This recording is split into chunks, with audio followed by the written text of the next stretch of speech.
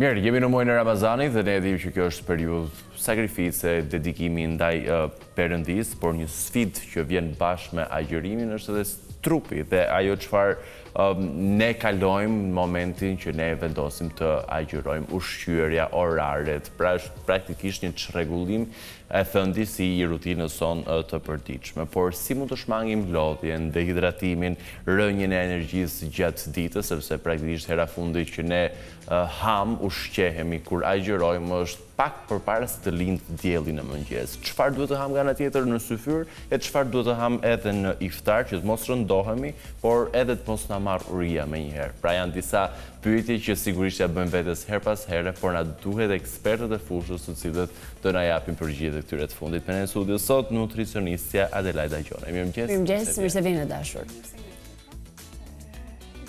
Për pozitivitetin. Faleminderit. Se të fillosh ditën me kaq pozitivitet, mban pastaja akoma dhe më gjatë. Dhe po nuk e dim se të gjithë ata që janë dhe agjërues. Nuk e dim se sa mban syfyret, prandaj jemi mbetur ne sot për të diskutuar. Le ta nisim direkt. Cili është ndoshta një nga gabimet më të zakonshme që njerëzit bëjnë gjatë kësaj periudhe, qoftë në iftar e qoftë në syfyr? Kur i punat tek ushqyerja.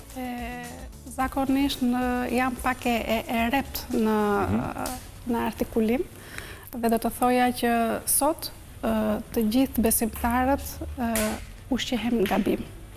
Për vetë faktin se mbi ngarkojmë, kemi kthyer atë ritualin pastrues të trupit, pasi në fundit agjërimi është barku, është shtëpia e sëmundjeve dhe gjithë koha tjetër është pjesa që duhet të shkarkojmë ushqimet. Ajo çka ne duhet të bëjmë është të mos mbingarkohemi. Ajo çka ne duhet të bëjmë është të jemi të hidratuar gjatë gjithë ditës. Por si? Duke marrë ushqimet e duhura dhe duke larguar ato që ne rëndojmë. Ndjes. E kemi kthyer agjërimin në një fest ku gjithë baza ushqimore është ushqime bazike. Mishi, karbohidratet e shtuara, ëmbëlsirat, gjë që e lodh besimtarin. Nëse me një hap shumë të thjesht lexojmë librat që kemi si në Kuran, po ashtu dhe në mjekësinë islame, do të kuptojmë që agjërimi është mjaftueshëm, shumë i lehtë, shumë i bukur dhe shumë kurativ, se në fund të fundit është që të kurojë metabolizmin. Dhe ushqimet të cilat ndoshta duhen patjetër të jenë pjesë e ushqyerjes tonë në këto ditë që janë burimi mirë i proteinës? Trupi është 1/3 është stomaku, 1/3 është ujë, 1/3 është ushqim dhe 1/3 është ajër. Kështu që ato ushqime që ne duhet të marrim si proteinat dhe karbohidratet në ushqime alkaline, në të cilat janë proteina merret fare mirë në legume, proteina merret fare mirë në drithrat integrale, por duhet të eliminojmë ngjyrën e bardhë, do të thotë që duhet të eliminojmë orizin e bardhë, duhet të eliminojmë bukën, makaronat, duhet të eliminojmë... Buka kemi probleme. Se ne mund të bëjmë pa gjithçka, por pa bukë e drejtë. Eliminuam bukën, karbohidratet dhe gjithçka tjetër. Zvendësimin e bëjmë. Zvendësimi më i bukur janë arorët. Ara, bajame, mund të marrim 150 gram deri në 200 gram fruta të thata, nga të cilat ne marrim fibra, karbohidrate, sheqerin që na duhet, se në fund të fundit njeriu do sheqer. Por sheqerin do ta zgjidhim në anë natyrale dhe jo në ëmbëlsues të shtuar. Do të thotë, siç kemi hurmën e arabisë, që është mrekullia e njeriut në fund të fundit, absolutisht, po deri në 7 hurma arabie mund të përdorim në ditë, është sheqer, është 78% karbohidrat. Por është një karbohidrat i pastërt, i bukur dhe shkarkohet shumë bukur brenda trupit ton dhe nuk e lodh agjërusin. Dhe një sugjerimi mirë janë hurmat arabe. Hurmat arabe dhe jo më kot thuhet që duhet çelur paktën iftari me hurma arabe. Pra kur the gjërat e bardha, the buka, orizi me të thash, po jo më kot ndalet të buka, pra për syfyr dhe iftar të ham bukë të zezë apo bukë fare? Mirë është të përdoret orizi i zi, të përdoret quinoa, të përdoren legumet, të përdoret thjerëzat gjithashtu, fasulet, qiqerat. Merret dhe karbohidrati, merret dhe proteina, merret dhe fibra, atë që ka nevojë njeriu në fund të fundit të ketë fibra, që trupi të jetë sa më i lehtë. Dhe sheqerin të mundohemi ta marrim gjithmonë ndryshon në anë të frutave dhe të perimeve, duke qenë që na jep fuqi, na vitalizon dhe e përballojmë ditën akoma dhe më bukur gjatë gjithë periudhës të agjerimit. Ne jemi një shoqëri që e do shumë kafen, dhe këtë bisedë sigurisht e bëjmë vetëm për audiencën shqiptare, po meqense një pjesë e mirë e shoqërisë sonë në këtë periudhë të vitit agjeron, ka tendencën që atë kafen, që se pi doj gjatë ditës, sepse dojë të agjerueshëm, ta pi me njëherë pas syfyrit, pra pas i ka marrë të faktin e ushqimit të domosdoshëm. A është të vërtet që kafja në atë orar mund të dehidratojë më shpejt trupin e njeriu dhe ta bëjë individin të ketë më shumë etje gjatë ditës? Individ me individ është komplet i ndryshëm. Ka individ që pa një kafe nuk jetojnë dot, ka individ që në moment që pi një kafe kanë probleme shëndetësore ose kanë probleme metabolike në të cilën nuk mbajnë kafeinën. Kështu që është një temë e individuale së pari. Së dyti, patjetër, njeriu ka nevojë për fuqi, në moment që ne hapim dhe çelim hurma, uji, superat, lëngjet, perimet mundësisht të pagatuara, siç është domatja, por gjithmonë pa lëkurë, kastraveci, çfarë janë perime që sillin sa më tepër ujë, patjetër dhe kafja përdoret, patjetër dhe një çaj përdoret, dhe një çaj i zi përdoret. E thash, gjithmonë në bazë të çdo individi. Ka individ që mbajnë kafeinën, ka individ që nuk ka nevojë fare për kafeinë të shtuar. Dhe aktiviteti fizik, ka shumë nga ata të cilët edhe pse janë duke agjeruar, nuk i ndahen palestrës. A ka një orar sipas jush të përshtatshëm, nisur edhe nga oraret e iftarit dhe syfyrit, për të shkuar drejt palestrës, edhe çfarë duhet konsumojmë përpara aktivitetit fizik? Agjerimi faktikisht është në shumë forma të ndryshme. Kemi agjerimin fetar, kemi agjerimin për terapi, kemi fasting që gjithashtu, kështu që trupi mësohet fare mirë të jetojë. Por, duke qenë që është një periudhë e shkurtër, është një periudhë vetëm 40 ditore, ndryshon çdo gjë në metabolizmin tonë. Është njësoj një individ që bën një udhëtim në një shtet të caktuar ku ora ndryshon dhe i duhet minimalisht 24 orë që trupi të rivendoset në metabolizmin e tij. E njëjta gjë vlen dhe për agjeruesin.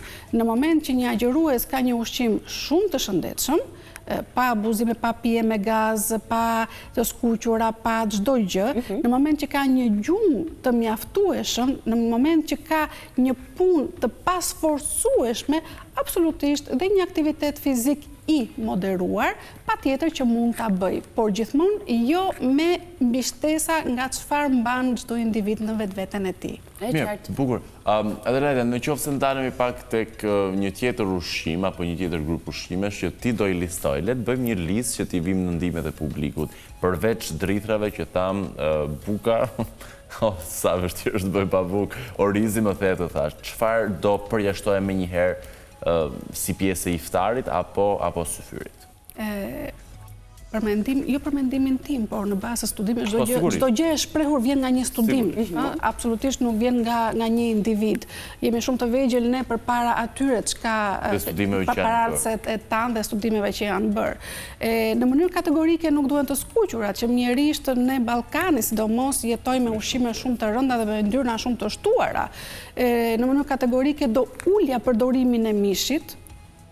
Mishit të kuq apo mishit të bardhë? Mishit të kuq. Dhe në të njëjtën kohë do shtoja përdorimin e peshkut. Legumet janë ato që mbajnë shumë bukur njeriun, kosi gjithashtu, mjalti dhe në të njëjtën kohë farat. Fara chia, fara liri, fara kungulli, fara e zezë, që në mjekësinë islame janë mrekullia e trupit dhe janë ilaçet natyrale të çdo individi. Në moment që ne eliminojmë këto ushqime, kjo është mirë të eliminohen në tërë jetën, jo thjesht gjatë kohës së agjerimit. Mirë është që njeriu të jetojë sa më bukur, se në fund të fundit sot jemi të tërë të smur fal varësisë ushqimore. Edhe keq ushqyer gjithashtu.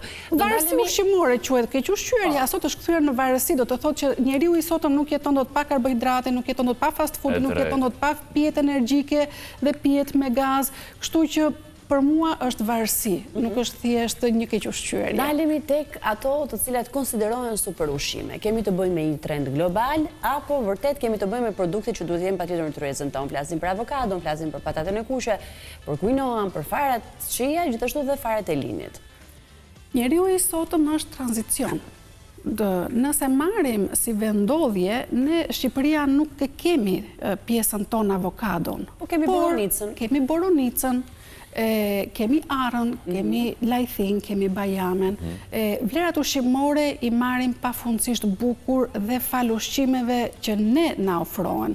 Por, absolutisht, duke qenë që njeriu është në lëvizje gjatë gjithë kohës, ndër shekuj, të gjitha ushqimet e vendeve të tjera afrohen dhe tek ne. Vlerat e avokados janë absolutisht shumë të mira dhe është një protein dhe fiber shumë e mirë, aminoacidet gjithashtu, vitaminat, i ka shumë të mira për njeriun. Të gjithë personat që janë vegan, vegetarian, pasi është një zgjedhje individuale, është një burim proteinik, është një burim mëngjesor dhe njeriu e mban akoma dhe më bukur gjatë aktivitetit minimalisht 12 orësh. Mirë, me qenë se jemi në muajin e Ramazanit, do thotë që bisedojmë dhe fokusojmë 100% tek agjëruesit, por ndoshta edhe të marrim disa këshilla për të përditshmën tonë, për gjithë ata që nuk agjërojnë.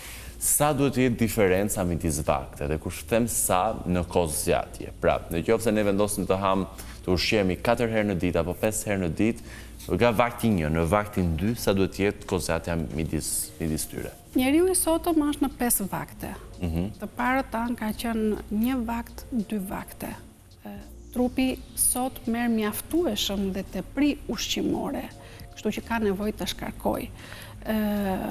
Jam shumë pro personave që agjërojnë 18 orë, jam shumë pro personave që janë vegetarian, jam shumë pro personave që janë me 5 vakte, por kur themi 5 vakte, duhet të jenë vakte shumë të lehta. Të moderuara. Që nuk mund të ulemi të ham 5 herë në ditë.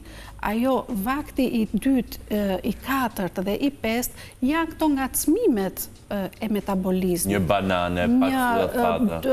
5 kokra ara, 7 bajame, çerek avokado, një grusht me boronica, një smoothie lehtë. Këto janë ato që hynë në pjesën e vakteve. Sot, mjerisht ne jemi oksidental, nuk lodhemi fizikisht, kemi filluar nuk lodhemi as mëndërisht kështu që nuk harxojmë, nuk kemi ku të harxojmë atë çka ne marrim në përditshmëri, do të thotë ne mbimarrim. Dhe nga momenti që mbimarrim, nuk kemi si të harxojmë atë çka ne i ofrojmë tryezave tona. Mjerisht, njeriu duhet të hajë ushqime të moderuara në sasi. Do të thotë që një tryezë nuk mund të ketë një shumëllojshmëri ushqimesh, të ketë pafund sallatë, ngjellën, produkte të shtuara. Për faktin se të gjitha këto janë ushqime komplekse dhe kërkojnë kohën e tyre të shkarkohen nga metabolizmi. Kështu që pjata jonë duhet të jetë e bollshme, por e pakët. Mirë, mëngjesin e ham në çfarë ore? Kur kemi luksin dhe kemi kohë në dispozicion? Për mëngjes. Për mëngjes. Në orën që zgjoheni ju, kam përshtypjen që mëngjesi juaj është shumë i varfër. Ose mungon. Por them shumë i varfër, është shumë i thjeshtë, absolutisht. Nuk kemi për të gatuar vezët në formën e dur. Nuk kanë nevojë për kohë.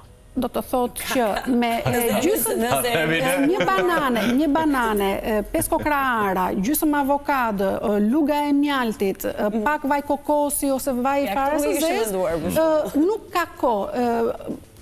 Sot që erdha tek ju, që është një mëngjes i herët, përsëri u çova, hangra mëngjesin tim, që nuk më mori kohë, se nuk e nevojë të gatuash. Gjalpi i bajames, gjalpi i susamit, gjalpi i pistakut, këto nuk kanë kohë, mjafton sikur nga një lugë çaji ti përcjelli metabolizmit, neve e vazhdojmë ditën shumë bukur, gjithë përditshmërinë tonë. Se në fund të fundit, sistemi ynë nervor do sheqerin, dhe sheqerin mirë është ta marrim natyral.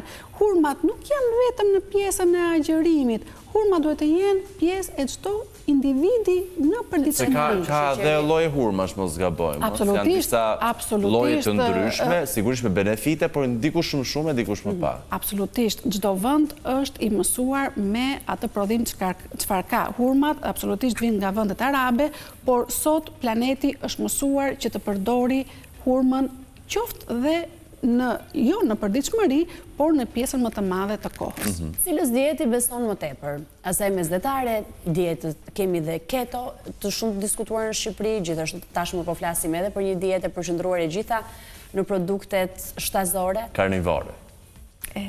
Personalisht jam kundra. Për vetë faktin se njeriu duhet të marrë gjithçka. Pra, s'duhet të ketë një dietë specifike. Jeta nuk është dietë.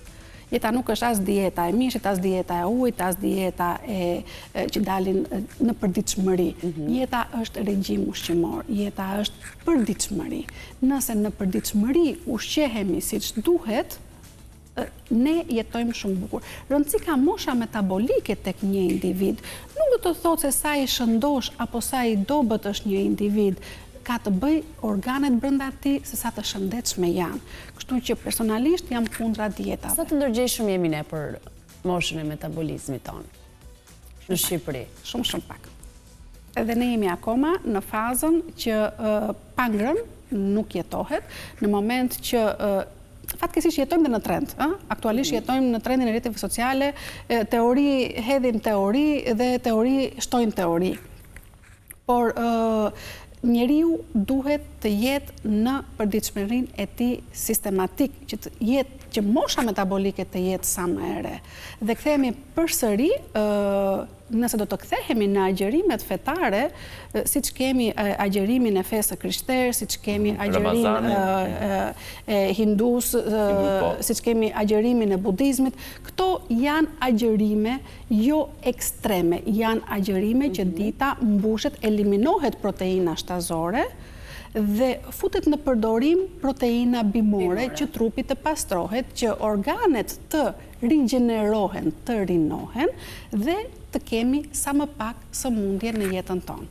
Mirë, këshillat i morëm, Adelaida, ne të falenderojmë shumë. Dhe unë faleminderit. Bisedë e këndshme kjo dhe mendoj që ka në ndihmë shumë agjëruesve, të shumt në numër në vendin tonë, dhe prandaj e pam të arsyeshme të diskutojmë sot. Të presim sërish me këto këshillat e drejtë për drejtë që i nevojitën publikut, por edhe ne se kuptuam që kohë kemi në mëngjes, por s'kemi ditur të bëjmë zgjedhjet e duhura. E drejtë. Absolutisht. E drejtë. Mirë, shkojmë në një shkëputje publicitare, kthehemi vetëm pas pak me Kuicin. Qëndroni me ne.